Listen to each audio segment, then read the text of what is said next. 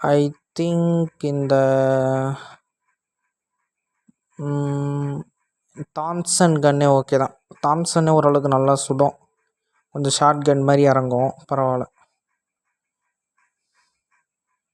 இரியாயோ PC Bharat, யார் நீ low ஸ்பீடாக என்ன நீ செவரு மேலே செவராக போட்டுருக்க? அதான் யாருமே இல்லையே இங்கே தான்.